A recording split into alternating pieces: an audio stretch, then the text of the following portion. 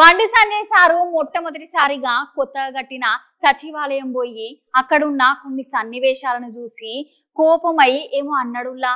గదేందో నేను చెప్పుడు కాదు గాని మీరే వినుండ్రి.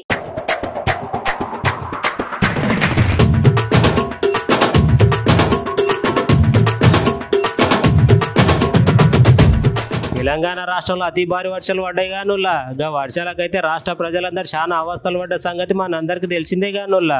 అందుకనే నిన్న కేంద్ర మంత్రి గట్లనే బండి సంజయ్ సారు నిన్న మీది మోటార్ల తెలంగాణలో తిరిగి వర్షాలకు దెబ్బతిన్న పంటలను, రైతులను, ప్రాంతాలను పరిశీలించి గట్లనే హైదరాబాద్ కు చేరుకొని సెక్రటరియట్ కు తెలంగాణ రాష్ట్ర ముఖ్యమంత్రి రేవంత్ రెడ్డి సార్ను కలిసి సార్ తోటి మాట్లాడిండుల్లా. ఇక సీఎం రేవంత్ రెడ్డి సార్ అయితే వాళ్ళ ఇద్దరిని సన్మానించి తెలంగాణలో జరిగిన కష్ట నష్టాలను గురించి చెప్పి తెలంగాణ రాష్ట్రానికి కొంచెం ఆర్థిక సాయం కేంద్రం ఎట్లనైనా చేయాలని అడిగిండు.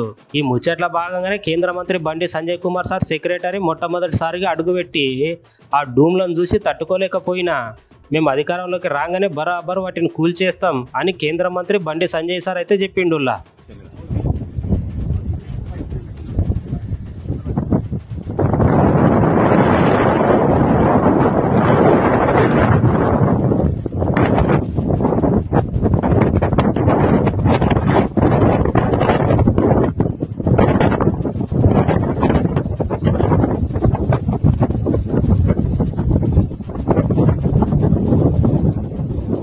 మొట్టమొదటిసారిగా సచివాలయం కూడా జరిగింది.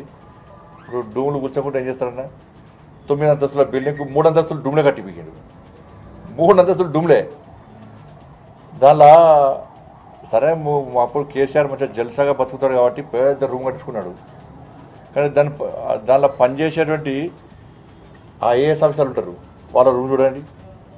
దానిలో పనిచేసే సిబ్బందులు కూర్చోడానికే ప్లేస్ లేదు, పొట్టు తిట్టుకుంటారు వాళ్ళు.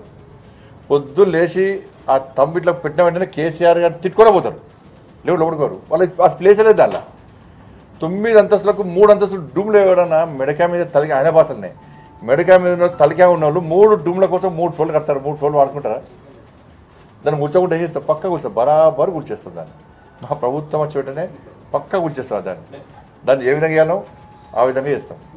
ప్రజలందరూ హర్షించే విధంగా చేస్తాం. డూమ్లో మాత్రం పక్క కూల్చేస్తాం బరాబర్. దాన్ని ఆ మాట కట్టుబడి ఉన్నాం మేము.